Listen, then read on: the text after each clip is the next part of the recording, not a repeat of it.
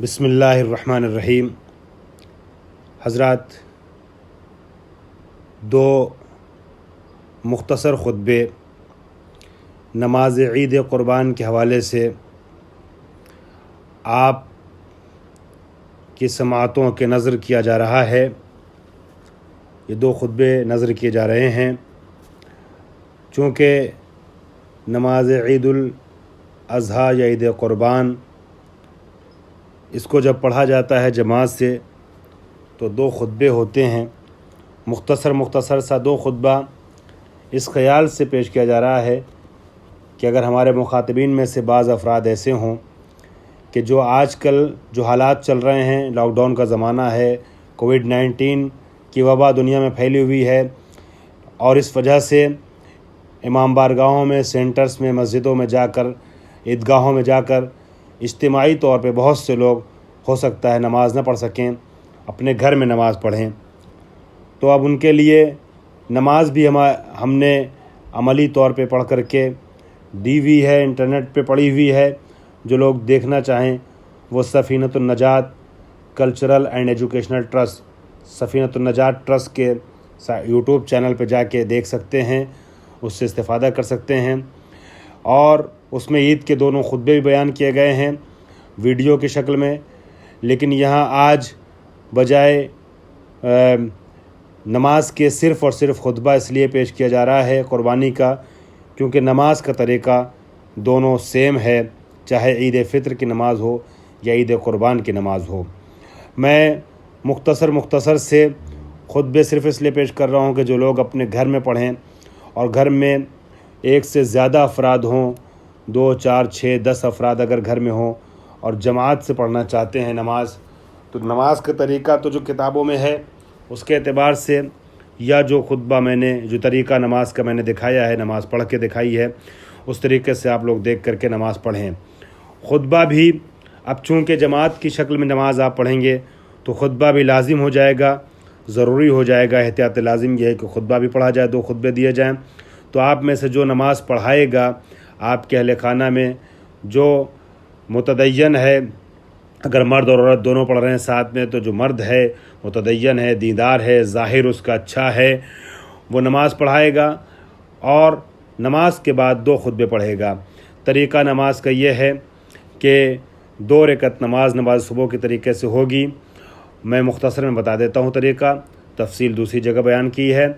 2 رکعت نماز صبح کے طریقے سے، اور پہلی رکعت میں نماز صبح کی طریقے سے نماز پڑھتے ہوئے سورہ حمد کے بعد یا سورہ شمس پڑھیں گے، اور پھر دوسری رکعت میں سورہ غاشیہ، یا دوسرا طریقہ جو زیادہ رائج ہے وہ یہ ہے کہ پہلی رکعت میں سورہ حمد کے بعد سورہ شمس پڑھیں گے، سورہ اعلیٰ پڑھیں گے، اور دوسری رکعت میں سورہ شمس کی تلاوت کریں گے، اور باقی نماز صبح کے طریقے سے ہوگی، لیکن اس فرق کے ساتھ، یعنی نماز صبح کے طریقے سے میں اس لیے بار بار کہہ رہا ہوں کیونکہ 2 رکعت نماز ہے، سجدے رکوع کی تعداد سیم ہے، لیکن ہاں جو چیزیں پڑھی جاتی ہیں وہ مختلف ہے، جیسے کہ میں نے سوروں کو بتایا۔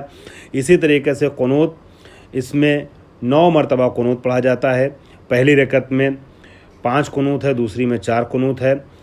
اللہ اکبر کہہ کے آپ قنوت پڑھیں گے، اس کے بعد پھر اللہ اکبر کہیں گے، پھر قنوت، پھر اللہ اکبر، اسی طریقے سے 5 قنوت جب ہو جائے گا تو قنوت کہہ کر کے آخری 5 قنوت پڑھنے کے بعد 5واں قنوت جب ہو جائے گا تو تکبیر کہہ کر کے رکوع میں جائیں گے، نماز کو آگے بڑھائیں گے۔ ایسی دوسری رکعت میں 4 قنوت پڑھیں گے، اور 4 قنوت پڑھنے کے بعد جو آخری تکبیر کہیں گے اس تکبیر کے بعد رکوع میں جائیں گے، نماز کو مکمل کریں گے۔ اس کے بعد 2 رکعت نماز تسبیح کے بعد 2 رکعت نماز زیارت امام حسین علیہ السلام پڑھنا سنت ہے، بہت تاکید ہے، اور پھر زیارت امام حسین علیہ السلام آج کے دن پڑھی جائے گی۔ یہ تو ہوا نماز کا طریقہ، مختصر طریقہ۔ اور اس کے بعد اب جو نماز ہو چکی ہوگی، چونکہ زمانے غیبت میں نماز مستحب ہے، سنت ہے، امام کی موجودگی میں یہ نماز چاہے عید کی ہو چاہے بقرعید کی، واجب کی نیت سے پڑھی جاتی ہے، لیکن اس کے بعد جب غیبت کا زمانہ ہے تو سنت کی نیت سے، قربت کی نیت سے یہ نماز پڑھی جاتی ہے، مستحب ہے۔ بہرحال اب جب نماز ہو جائے گی تو جو پیش نماز ہے وہ 2 خطبہ پڑھے گا۔ پہلا خطبہ کچھ بھی حمد و ثنا पहला या दूसरा खुतबा जो भी ले लीजिए आप, हम्द व सना और क़ुरबानी के मसाइल के साथ कुछ अराइज़ अपने पेश करेगा, दीनी अराइज़। लेकिन मैं नमूने के तौर पे 2 खुतबे आपके हवाले कर रहा हूँ, आप इसी दोनों खुतबे को नमाज़ पढ़ाते हुए दोहरा सकते हैं। पहला खुतबा, ला हौला वला कुव्वता इल्ला बिल्लाहिल अलिय्यिल अज़ीम, औज़ु बिल्लाहि मिनश शैतानिर रजीम, बिस्मिल्लाहिर रहमानिर रहीम, अल्हम्दुलिल्लाहिल्लज़ी हदाना लिहाज़ा वमा कुन्ना लिनहतदिया लौला अन हदानल्लाह, अल्लज़ी अल्लमा बिल कलम अल्लमल इंसाना मा लम यअलम, अल्लज़ी ला यबलुगु मिदतहुल क़ाइलून वला युहसीना माअहु लाद्दून वला युअद्दी हक़्क़हुल मुज्तहिदून, अल्लज़ी ला युद्रिकुहु बुअदुल हिमम वला यनालुहु गौसुल फ़ितन, अल्लज़ी लैसा लिसिफ़तिही हद्दुम महदूद वला नअतुम मौजूद वला वक़्तुम मअदूद वला अजलुम ममदूद, अल्लज़ी फ़तरल ख़लाइक़ बिक़ुदरतिही व नशरर रियाहा बिरहमतिही व ख़लक़ल इंसाना बिलुत्फ़िही वब्तदा बिस्सुख़ूरि मैदाना अर्दिही, अल्लज़ी जअल हाज़ल यौमा ईदन लिमुहम्मदिन सल्लल्लाहु अलैहि व आलिही, अल्लज़ी अमरा इबादहु बिसलातिल यौमिल जुमआ व सलाति यौमिल ईद व साइरिस सलावात। अम्मा बाद फ़क़द क़ाल अल्लाहुल हकीम फ़ी किताबिहिल करीम, बिस्मिल्लाहिर रहमानिर रहीम,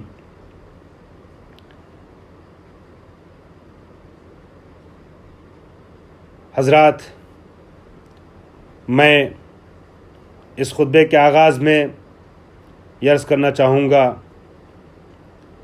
कि जहाँ पे खुतबा मेरा मुकम्मल हुआ अरबी ज़बान में, उसके बाद आप हज से मुताल्लिक़, क़ुरबानी से मुताल्लिक़, आज के दिन से मुताल्लिक़ कोई भी आयत पेश कर सकते हैं।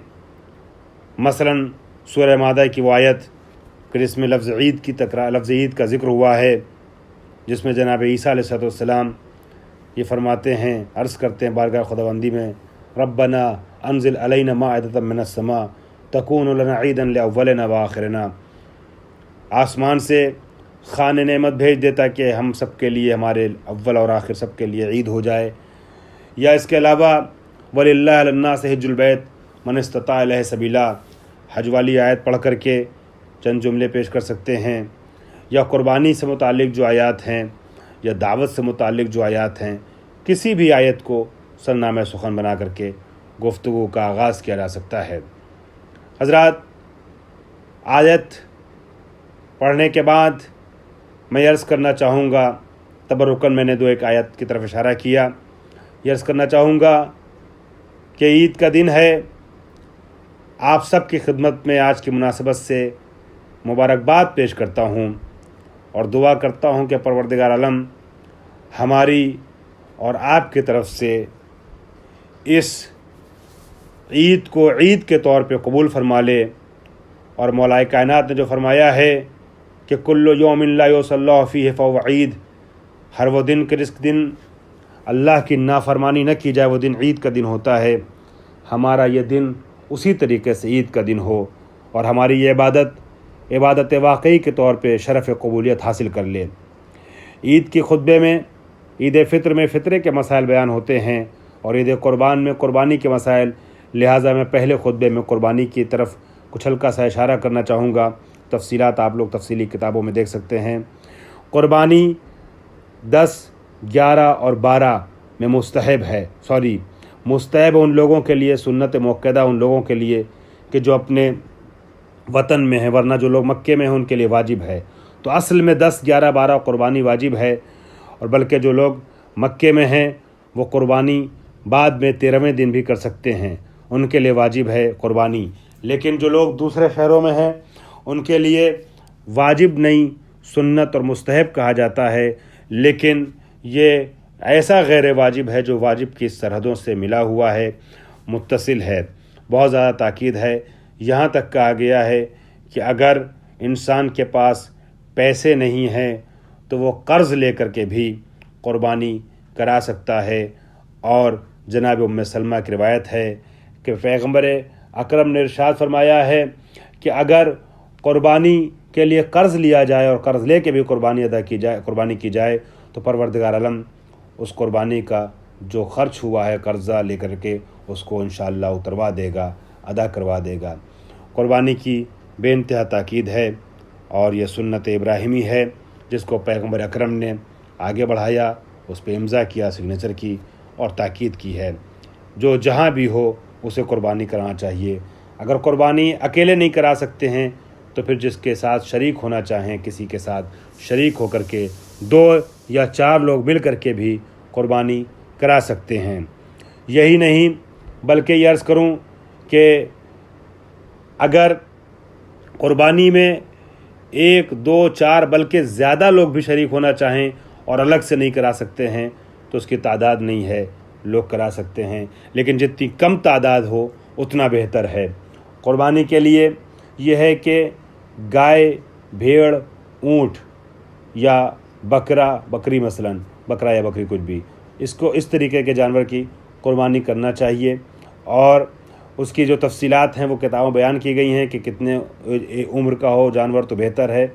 लेकिन जो चीज़ काबिल गौर है वो ये है कि कुर्बानी का जानवर ऐबदार नहीं होना चाहिए और खस्सी नहीं होना चाहिए। बहुत से लोग पूछते हैं खस्सी के मसले के मुतालिक कि खस्सी करा सकते हैं कि नहीं करा सकते हैं, तो ये अर्ज़ करूँ कि खस्सी होना भी सही नहीं है। हाँ, उलमा ने ये बयान किया है कि अगर जानवर न मिल पाए तो खस्सी की कुर्बानी कराने में कोई हर्ज नहीं है। अलबत्ता जो लोग हज पे जाते हैं उनके लिए बिल्कुल भी ऐबदार किसी तरीके का जानवर वो जायज़ नहीं है, मुनासिब नहीं है कि वो कुर्बानी कराएं। सुन्नत कुर्बानी में बहरहाल इतना चल जाता है, लेकिन फिर भी वो सारे शराइत जो हज के लिए वाजिब कुर्बानी के हैं वो अगर फॉलो हो सकें तो ज़्यादा बेहतर है। कुर्बानी कराते वक्त जिन लोगों की तरफ से कुर्बानी की जा रही है उनका नाम ज़िक्र करना या उनके तरफ इशारा करना, मतलब इस तरीके से कि एक लफ्ज़ ऐसा बोला जाए जिसमें सब शामिल हो जाएं कुर्बानी करने वाले, ये बेहतर है, ज़रूरी है बल्कि। और कुर्बानी के वक्त ये दुआ पढ़ें, वज्जहतु वजहिया लिल्लज़ी फ़तरस समवाति वल अर्ज़ हनीफ़न मुस्लिमन वमा अना मिनल मुशरिकीन इन्न सलाती व नुसुकी व महयाया व ममाती लिल्लाहि रब्बिल आलमीन ला शरीक लहू व बिज़ालिका उमिरतु व अना मिनल मुस्लिमीन अल्लाहुम्मा मिनका व लका बिस्मिल्लाह वल्लाहु अकबर अल्लाहुम्मा तक़ब्बल मिन्नी, और अगर कई लोग हों तो तक़ब्बल मिन्ना। बहरहाल इसमें ये दुआ पढ़ी जाएगी, परवरदिगार आलम हमने अपने रुख को तेरी तरफ मोड़ दिया है, तू ज़मीन व आसमान का पैदा करने वाला है और नहायत खुलूस के साथ तेरी बारगाह में हनीफ़ मुस्लिम बन कर के हाज़िर हुए हैं और हम हरगिज़ मुशरिकीन में से नहीं हैं। मेरी नमाज, मेरी इबादतें, मेरी तस्बीह व तहलील, मेरी ज़िंदगी, मेरी मौत, मेरा जो कुछ भी है वो सब उस अल्लाह के लिए जो रब्बुल आलमीन है, जिसका कोई शरीक नहीं है। और इसी की वजह से और इस चीज़ का मुझे हुक्म मिला है कि जो मैं कर रहा हूँ और जिस चीज़ का हुक्म मिल जाए उसको मैं अंजाम देता हूँ और मैं मुसलमानों में से हूँ, मैं अल्लाह के नाफरमान बंदों में से नहीं हूँ। और परवरदिगार आलम वलका, परवरदिगार आलम अल्लाहुम्मा मिनका वलका, मैं ये सब तेरी तरफ से है और तेरे लिए है। बिस्मिल्लाह वल्लाहु अकबर, अल्लाह के नाम से शुरू करते हैं, अल्लाह बड़ा कबीर है। परवरदिगार आलम हमारी तरफ से इस अमल को कबूल फरमा ले। इस तरीके से कुर्बानी के अमल को अंजाम दें। कुर्बानी के सिलसिले से कुछ और बातें भी बयान करनी ज़रूरी हैं, मगर यह बयान की जा सकती हैं, लेकिन इख्तिसार को मद्देनज़र रखा है मैंने, लिहाजा अपनी गुफ्तगू को सिर्फ़ एक मसले को बयान करते हुए ख़त्म कर रहा हूँ। वो ये है कि जब कुर्बानी का गोश्त हो तो उसको 3 हिस्सों में तकसीम किया जाए। एक हिस्सा फ़ुक़रा और मसाकीन को दिया जाए, दूसरा हिस्सा अपने पड़ोसियों को, हमसायों को दिया जाए, जानने वालों को दिया जाए, तीसरा हिस्सा उसका अपने ऊपर खर्च किया जाए और अपनी फैमिली पे खर्च किया जाए। ये गुफ्तगू यहाँ तक बहुत मुख्तसर गुफ्तगू खुतबा ईद कुर्बान के सिलसिले से आपकी खिदमत पेश की गई। अब दूसरा खुतबा इंशाअल्लाह आगे आपकी खिदमत में पेश किया जाएगा। वाखिर दावाना अल्हम्दुलिल्लाह रब्बिल आलमीन, बिस्मिल्लाहिर रहमानिर रहीम, कुल हुवल्लाहु अहद, अल्लाहुस समद, लम यलिद वलम यूलद वलम यकुल लहू कुफुवन अहद। अल्लाहुम्मा सल्लि अला मुहम्मद व आलि मुहम्मद, अल्लाहुम्मा सल्लि अला मुहम्मद व आलि मुहम्मद, अल्लाहुम्मा सल्लि अला मुहम्मद व आलि मुहम्मद। खुतबा सानी। औज़ु बिल्लाहि मिनश शैतानिर रजीम, बिस्मिल्लाहिर रहमानिर रहीम, अल्हम्दुलिल्लाहि रब्बिल आलमीन, वस्सलातु वस्सलाम वत्तहियतु वल इकराम अला सय्यदिल अनाम अबुल क़ासिम अल मुस्तफ़ा सुम्मा अली अल मुर्तज़ा सुम्मा अल हसन सुम्मा फ़ातिमा अज़ ज़हरा सुम्मा अल हसन अल मुज्तबा सुम्मा अल हुसैन शहीद बे करबला सुम्मा अली ज़ैन अल अबा सुम्मा मुहम्मद बाक़िर उलूम अल मुस्तफ़ा सुम्मा जाफ़र ज़िल सिद्क़ व सफ़ा सुम्मा अल काज़िम अल मुसम्मा बि मूसा सुम्मा अली अल रज़ा सुम्मा मुहम्मद ज़िल जूद व सख़ा सुम्मा अली ज़िल हुदा सुम्मा अल हसन अल अस्करी ज़िल वग़ा सुम्मा अल क़ाइम अल मुंतज़र अल महदी अल मुहतदा। अम्मा बाद फ़क़द क़ाल अमीरुल मोमिनीन अली इब्न अबी तालिब अलैहिस्सलातु वस्सलाम इन्नमा हुवा कुल्लु यौमिन ला युसल्ला फ़ीहि फ़हुवा ईद। हज़रात, मौलाए कायनात का जुमला मैंने पहले खुतबे में भी अर्ज़ किया, दूसरे खुतबे में भी तबर्रुकन अर्ज़ किया कि मौला फरमाते हैं हर वो दिन जिस दिन अल्लाह की नाफरमानी न की जाए वो दिन ईद का दिन है। और ईद फ़ितर के लिए मौलाए कायनात ने फरमाया कि इन्नमा हुवा ईदुन लिमन क़बिलल्लाहु सियाम व शकरा क़ियामा।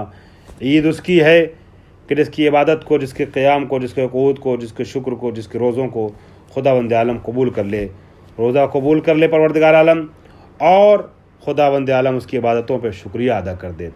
बहरहाल इबादत गुज़ारों की ईद होती है, इबादत गुज़ारों के लिए, रोज़ादारों के लिए और ख़ुदा से खुलूस करने वालों के लिए ईद मनाई जाती है और ईद उनको मनाए जाने का हक़ हासिल है। आज ईद कुर्बान है। ये खलीलुल्लाह हज़रत जनाब इब्राहीम अलैहिस्सलातु वस्सलाम की यादगार है, सुन्नत इब्राहीमी है। हज जो है वो भी सुन्नत इब्राहीमी है और हज का हिस्सा है कुर्बानी करना। और मैं ये अर्ज़ करूँ कि ये कुर्बानी, जैसे कि मैंने पहले खुतबे में अर्ज़ किया, हज में हो तो वाजिब है, वरना कहीं भी हो इंसान तो सुन्नत है और सुन्नत मुक्कदा है। असल में जनाब इब्राहीम ने ख्वाब देखा था। कुरान मजीद के सूरह बकरा में आयत मौजूद है, या बुनैया इन्नी अरा फिल मनाम अन्नी अज़बहुका फंजुर माज़ा तरा। इब्राहीम अपने बेटे जनाब इस्माइल से कहते हैं, बेटा मैंने ख्वाब में देखा, मैं तुझे ज़बह कर रहा हूँ, बता तेरा नज़रिया क्या है। काला या वातिफ़ अलमा तुमर सतजुद्दीन इंशाअल्लाह मिनस साबिरीन। इस्माइल ने अर्ज़ किया, बाबा जिस चीज़ का हुक्म हुआ उसे अंजाम दीजिए, इंशाअल्लाह आप मुझे सब्र करने वालों में से पाएंगे। एक बात कहने का दिल चाहता है कि जनाब इब्राहीम, आप बुज़ुर्ग हैं, आप नबी हैं, आप कबीर हैं, आप सग़ीर से सवाल क्यों कर रहे हैं, बच्चे से पूछ क्यों रहे हैं? जिस चीज़ का हुक्म हुआ उसे अंजाम दीजिए। ये इस्माइल से क्यों सवाल कर रहे हैं? अजब नहीं, इब्राहीम आवाज़ दें। मैं इस्माइल का जवाब ज़माने वालों को सुनवा के बताना चाहता हूँ। इस्मतों के नज़रिए में फ़र्क नहीं होता है, चाहे बचपना हो, चाहे जवानी हो या बुढ़ापा हो, मासूम के नज़रियात एक से होते हैं। इस्माइल सर्च करने का दिल चाहेगा। जनाब इब्राहीम ने कहा, इन्नी अरा फिल मनाम, मैंने नौम यानी ख्वाब में देखा, हालत नौम में देखा, मनाम में देखा। और आप कहते हैं माँ तो उमर, जो अम्र हुआ हो, मगर ख्वाब भी कहीं अम्र होता है, कहीं हुक्म होता है। अजब नहीं जनाब इस्माइल आवाज़ दें। मैं दुनिया को यही बताना चाहता हूँ, देखो अगर नबी आलम ख्वाब में भी हो तब भी गफलत का शिकार नहीं होता है, बल्कि उसका रब से माराबता होता है। तो जब इब्राहीम जैसे नबी आलम ख्वाब में गफलत का शिकार नहीं हो सकता है, तो फिर फ़ख्र इब्राहीम आलम गफलत, आलम बेदारी में हिज़यान कैसे बक सकता है? अलियाज़ु बिल्लाह। बहरहाल इब्राहीम अलैहिस्सलाम महाराज कुर्बानी में लेकर के जाना चाहते हैं इस्माइल अलैहिस्सलाम को, जिस कुर्बानी की याद हम मनाते हैं। और जनाब हाजरा से कहते हैं कि एक तरीके से एक ऐसी गुफ्तगू जिससे पूरी बात वाज़े ना हो पाए। और जनाब इस्माइल को अपने साथ ले जाने से पहले छुरी का मुतालबा करते हैं।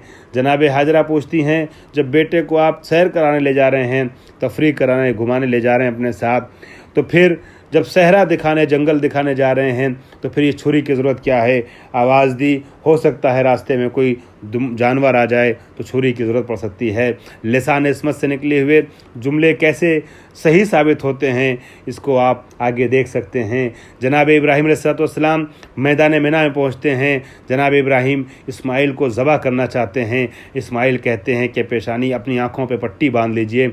जनाब इब्राहीम आँखों पर पट्टी बांधते हैं और उसके बाद जनाब इस्माइल को लिटाते हैं, उनके गले पे खंजर रखते हैं, छुरी रखते हैं, ज़बह करना चाहते हैं। और अब ज़बह करने के इरादे से छुरी चलाया, लेकिन खुदा की कुदरत, दुम्बा आ गया, इस्माइल बच गए और दुम्बा ज़बह हो गया। आप महसूस कीजिए کہ ابراہیم کو جو حکم ہوا تو اسے انجام دیا۔ اب ابراہیم کی تأسی ہے یہ جو تقریباً 4,500 سال سے آج تک چلی آ رہی ہے۔ مسلمانوں پہ لازم ہے کہ قربانی کریں، خاص کر 1400 سال سے مسلمان حج کا رکن سمجھ کر کے اس قربانی کو انجام دیتے ہیں۔ نبی اکرم نے اس سنت ابراہیمی پہ امضا کیا، سگنیچر کیا، دستخط کی اور اس کو باقی رکھا۔ آج ہم قربانی کرتے ہیں، کیوں کرتے ہیں؟ اسی قربانی کی یاد۔ دیکھیے یہاں ایک پیغام دینا چاہتا ہوں، میں ساری بات چونکہ مختصر گفتگو کر رہا ہوں لہذا تفصیل سے واضح طور پہ نہیں پیش کر سکتا ہوں، لیکن اشارہ ہے اہل علم کے لیے، اہل شعور کے لیے اشارہ کافی ہے۔ جناب ابراہیم سے کیا کہا گیا تھا؟ بیٹا ذبح کرو۔ اگر ابراہیم بیٹا ذبح نہ کرتے، مہراز قربانی میں نہ لے جاتے تو ابراہیم نہ رہتے، ابراہیم نبی نہ رہتے، حکم خدا کی عدولی کر جاتے، شاید نبوت چلی جاتی، عصمت چلی جاتی۔ نبوت اور عصمت کے اس اعلیٰ رتبے فائز تھے، جبھی تو ابراہیم نے اس عمل کو انجام دیا، حکم ہو گیا تو بیٹے کی محبت دل سے نکال دی، وہ خدا کی محبت کو ترجیح دیا اس مرحلے پہ۔ یا یہ کہیے کہ بیٹے کی محبت ہے مگر محبت خدا کو ترجیح دیا اس محبت پر اور بیٹے کے گلے پہ چھری رکھ دیا۔ لیکن ابراہیم اگر مخالفت کرتے تو گنہگار ہوتے۔ اب ہم سے یہ کہا گیا کہ ابراہیم کی تعصیب کرتے ہوئے تمہیں اپنے بیٹے کو نہیں بلکہ جانور کو ذبح کرنا ہے، جانور کی قربانی کرنا ہے۔ بس پتہ یہ چلا کہ اگر ہم جانور کی قربانی نہ کریں تو ہم گنہگار ہو جائیں گے۔ اب اگر ہم میں سے کوئی یہ کہے کہ ہم تو ابراہیم سے بہت محبت کرتے ہیں، ہم بیٹے کی گردن پہ چھری چلائیں گے، بچنا ہوا بچے گا، مرنا ہوا مر جائے گا۔ ابراہیم نے دمبے کو کہاں ذبح کیا تھا؟ ابراہیم نے تو اپنی دانش میں بیٹے کو ذبح کیا تھا، لہٰذا ہم بھی بیٹے کی گردن پہ تلوار رکھیں گے، چاہے بیٹا بچے چاہے نہ بچے، مگر اصل تعصیب تو یہ ہے کہ جو ابراہیم نے کیا تھا وہ ہم کریں۔ تو ایسے انسان کو انصاف سے بتائیے، آپ عقل مند کہیں گے یا بیوقوف کہیں گے؟ کہا یہ جائے گا کہ عقل مندی یہ نہیں ہے کہ اپنے بیٹے کے گلے پہ خنجر رکھو، جتنا تم سے مانگا گیا اتنا کرو۔ ابراہیم سے کہا گیا تھا بیٹے کو ذبح کرو، ابراہیم بیٹا لے کے مہراز قربانی میں گئے۔ تم سے کہا گیا ہے کہ تم جانور کو ذبح کرو، تمہیں جانور کو مہراز قربانی میں لے کے جانا ہے۔ ابراہیم کو ابراہیم کا عمل انجام دینا تھا، تم کو تمہارا عمل انجام دینا ہے۔ اب پتہ یہ چلا کہ اولیاء الہی سے جو کہا جاتا ہے وہ انجام دیتے ہیں، ہم سے جو کہا جاتا ہے وہ ہم انجام دیتے ہیں۔ اب جتنا کہا جائے اتنا ہی ہم کریں گے۔ اب اگر جہاں ہم سے خون مانگا جائے وہاں ہم خون دیں گے، لیکن اگر ہم سے خون نہیں بلکہ کہیں آنسو مانگا گیا ہے اور یہ کہا گیا ہے کہ آنسو پیش کرو، اور جو حسین کے غم میں آنسو پیش کرے گا وہ جنت میں جائے گا، جنت کا مستحق ہوگا، جنت اس پہ لازم ہو جائے گی۔ تو ضروری یہ ہے کہ ہم ایام اعزاء میں زیادہ سے زیادہ آنسوؤں کا نذرانہ اہل بیت کی بارگاہ میں پیش کریں، اس لیے کہ محرم خوشیاں منانے اور قہقہے لگانے اور تفریح و پکنک کرنے کے ایام نہیں ہیں۔ محرم میں انسان کو غمزدہ ہونا ہے، اور جب غمزدہ ہوتا ہے تو آنکھوں میں آنسو آتا ہے۔ ہم سے مطالبہ قربانی کے ایام میں جانور کا ہے، ہم جانور پیش کرتے ہیں۔ ہم سے مطالبہ محرم میں آنسوؤں کا ہے، ہمیں آنسوؤں کا نذرانہ پیش کرنا ہے۔ اور جو لوگ جلوسوں میں دستہ عزاداری میں ہنستے ہیں، قہقہے لگاتے ہیں، باتیں کرتے ہیں، خدا نخواستہ گٹکا پان وغیرہ کھائے ہوئے بر صغیر کے علاقے میں سڑکوں پہ چلتے رہتے ہیں، ان کو اپنی عزاداری کے طریقے پہ توجہ کرنے کی ضرورت ہے۔ اگر عزاداری ہے تو عزا کرنا ہے۔ بہرحال یہ ایک پیغام تھا جو میں نے دبے لفظوں میں اپنے مخاطبین تک منتقل کر دیا۔ ہم پابند حکم ربانی ہیں، جہاں جتنا ہم سے مانگا جائے گا اتنا دیں گے۔ ایک قدم اگر آگے بڑھ گئے تو یہ بھی افراط ہے، ایک قدم پیچھے ہٹ گئے تو یہ بھی تفریط ہے۔ خلوص نیت کے ساتھ ہم کو اعمال انجام دیتے رہنا ہے۔ پروردگار عالم ہماری طرف سے اس عمل کو قبول فرما لے۔ پروردگار ہم کو جناب ابراہیم اور رسول اکرم اور اہل بیت کی طریقے سے قربانی کرنے والے اور حاجیوں میں اور عبادت گزاروں میں شمار فرما لے۔ ہم میں جو حج پہ نہیں جا سکے ہیں ان کو حج کی سعادت نصیب فرما۔ پروردگار عالم تمام لوگوں کی طرف سے اس عمل کو قبول فرما۔ وآخر دعوانا الحمدللہ رب العالمین۔